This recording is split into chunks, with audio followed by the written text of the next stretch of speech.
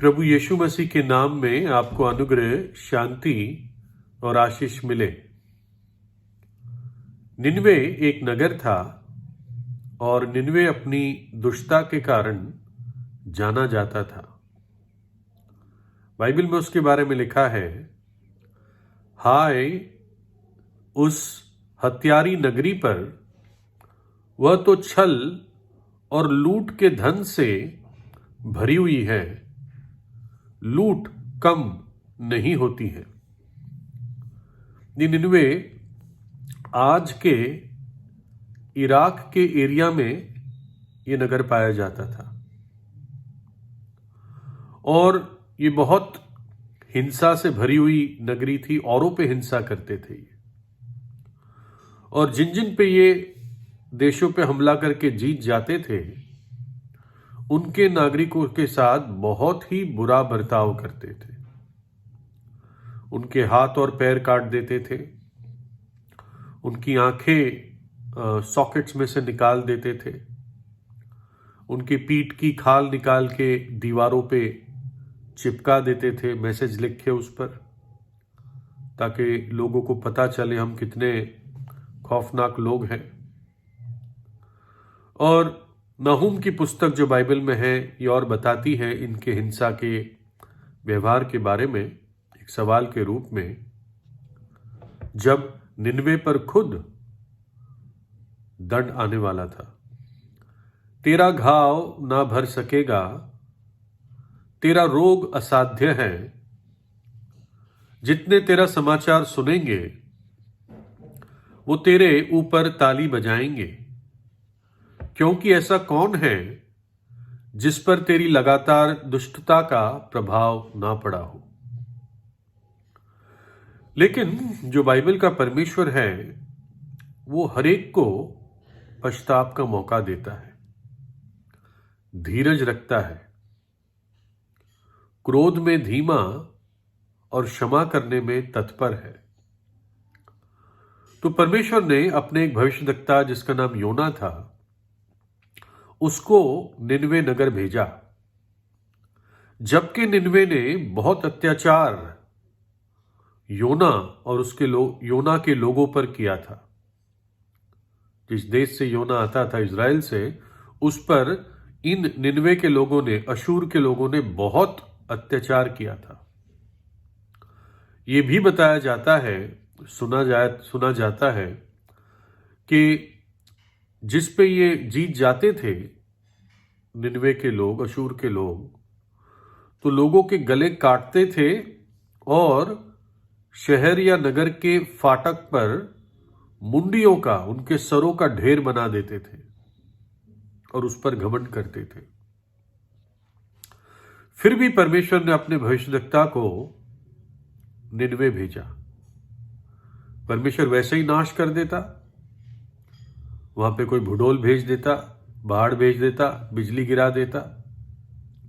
लेकिन क्यों भेजा योना को? ताकि उन्हें भी मन फिराव का, पश्चाताप का मौका मिले। योना को कोई उनके लिए विशेष आशा नहीं थी, ना उसको दर्द था, क्योंकि उसके लोग भुगते हुए थे इनसे। और इसलिए लिखा है, यहोवा का ये वचन अमित्तै के पुत्र योना के पास पहुंचा, उठकर उस बड़े नगर निनवे को जा और उसके विरुद्ध प्रचार कर, क्योंकि उसकी बुराई मेरी दृष्टि में बढ़ गई है। निनवे को ऐसे पास नहीं था, काफी दूर था, लेकिन परमेश्वर ने इसको कहा, तू जाकर उसके विरुद्ध प्रचार कर, उसकी दुष्टता मेरे सामने आ गई है। लेकिन योना ने परमेश्वर की बात को नहीं माना। वो निनवे ना जाकर पानी का जहाज लेकर तर्शिश चला गया। लेकिन परमेश्वर ने ऐसी परिस्थितियां बदल दी कि योना को निनवे आना ही पड़ा, और आखिर में उसने परमेश्वर की आज्ञा को माना। तब यहोवा परमेश्वर का यह वचन दूसरी बार योना के पास पहुंचा, उठकर उस बड़े नगर निनवे को जा और जो बात मैं तुझसे कहूंगा उसका उसमें प्रचार कर, तब योना यहोवा के वचन के अनुसार निनवे को गया। निनवे एक बहुत बड़ा नगर था, वह 3 दिन की यात्रा का था। यहोवा यानी परमेश्वर। और योना ने नगर में प्रवेश करके 1 दिन की यात्रा पूरी की और ये प्रचार करता गया, अब से 40 दिन के बीतने पर निनवे उलट दिया जाएगा। बस एक वाक्य बोलता गया, चिल्ला चिल्ला कर। जैसे सड़क पे एक सब्जी वाला अपनी सब्जी के लिए कैसे चिल्लाता है, योना ऐसे पुकारता हुआ निकला, अब से 40 दिन के बीतने पर निनवे उलट दिया जाएगा। लोग खिड़कियों से देखते होंगे, कौन है ये? सोचते होंगे ये तो कोई संत लग रहा है, कोई भविष्यवक्ता लग रहा है, और हमारे में से नहीं है, बाहर से आया हुआ है। तब ये समाचार निनवे के राजा के कान में पहुंचा और उसने सिंहासन पर से उठ अपना राजकीय ओढ़ना उतार कर टाट ओढ़ लिया और राख पर बैठ गया। और राजा ने प्रधानों से सम्मति लेकर निनवे में इस आज्ञा का ढंढेरा पिटवाया कि क्या मनुष्य, क्या गाय बैल, क्या भेड़ बकरी या और पशु, कोई कुछ भी ना खाए, वे ना खाए और ना पानी पीवे। और मनुष्य और पशु दोनों टाट ओढ़े और वे परमेश्वर की दुहाई चिल्ला चिल्ला कर दे और अपने कुमार्ग से फिरे और उस उपद्रव से जो वे करते हैं पश्चाताप करें।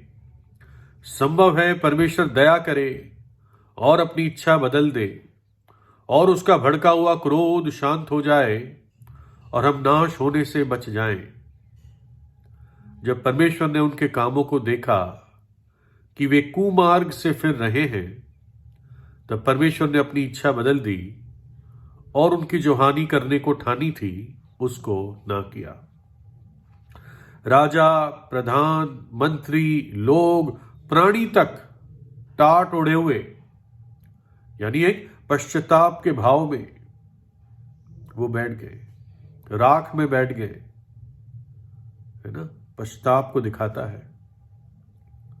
और राजा की ओर से ये वाणी निकली कि क्या क्या पता परमेश्वर इस हमारी नम्रता को देखकर अपने क्रोध को हटा दे, हमारे पश्चाताप को देखकर।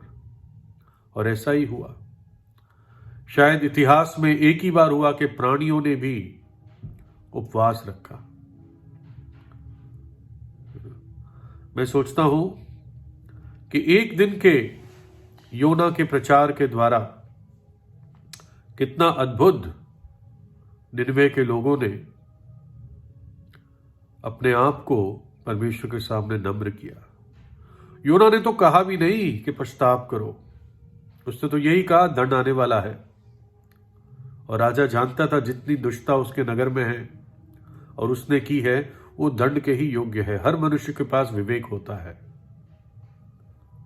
ना? जैसे मैंने बताया, राजा ने, लोगों ने, प्राणियों ने भी उपवास रखा और परमेश्वर को यह दिखाया, प्रकट किया कि प्रभु हम सचमुच में दुखी हैं अपने पापों के कारण। हम दुख प्रकट करते हैं, हम पश्चाताप करते हैं हमारी दुष्टता के कारण। कह सकते हैं कि राष्ट्रीय पश्चाताप था, राष्ट्रीय। और मैंने ऐसा कहीं नहीं देखा अब तक। तो आज आपके लिए संदेश क्या है? अगर आप अभी भी आपका जीवन पाप में है और आपके पाप क्षमा नहीं हुए हैं, तो आपका योना मैं हूं और ये पश्चाताप का संदेश आपके लिए है। तो लिखा है वचन में, इसलिए परमेश्वर अज्ञानता के समयों में आनाकानी करके अब हर जगह सब मनुष्य को मन फिराने की आज्ञा देता है। हर जगह हर मनुष्य को पश्चाताप करने की आज्ञा देता है। फिर उस समय से यीशु प्रचार करना और ये कहना आरंभ किया कि पश्चाताप करो क्योंकि स्वर्ग का राज्य निकट है। मैं तुमसे कहता हूं, यदि तुम मन ना फिराओगे तो तुम सभी इसी रीति से नाश होंगे। और उनसे कहा, यों लिखा है कि मसीह दुख उठाएगा और तीसरे दिन मरे हुओं में से जी उठेगा, और यरूशलेम से लेकर सब जातियों में मन फिराव का और पापों की क्षमा का प्रचार उसी के नाम से किया जाए। प्रभु यीशु ने अपने चेलों को कहा, इस बात को समझो कि मसीह को यानी मुझे दुख उठाना था। ये प्रभु ने जी उठने के बाद उनसे कहा, और तीसरे दिन मरे हुओं में से जी उठना था। मसीह को दुख क्यों उठाना था? क्योंकि हमारे पापों की सजा उसको अपने ऊपर लेनी थी। अपना पवित्र लहू बहा दिया ताकि हमारे पाप धुल सके जब हम विश्वास करते हैं। तो जैसे निनवे के लिए योना का संदेश था, है ना, इस जगत के लिए, हर एक व्यक्ति के लिए, आपके लिए प्रभु यीशु जो अपनी महिमा और स्वर्ग छोड़कर इस धरती पर आया, मनुष्य रूप धारण करके आया, उसका ये संदेश है कि मैंने तेरे पापों की सजा उठा ली है। अब तू पश्चाताप करके सच्चे हृदय से केवल विश्वास कर, मेरे क्रूस के बलिदान पर विश्वास कर, अपनी पाप और दुष्टता से पश्चाताप कर ले, एक टूटे हुए मन और पिसी हुई आत्मा के साथ मेरे पास आ और मैं तुझे ग्रहण करूंगा।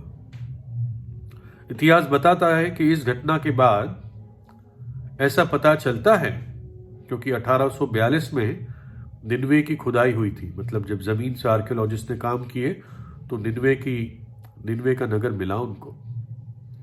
तो बताते हैं कि इस घटना के बाद निनवे कुछ समय तक एक ही परमेश्वर को मानने वाला हो गया था, एक ही, है ना।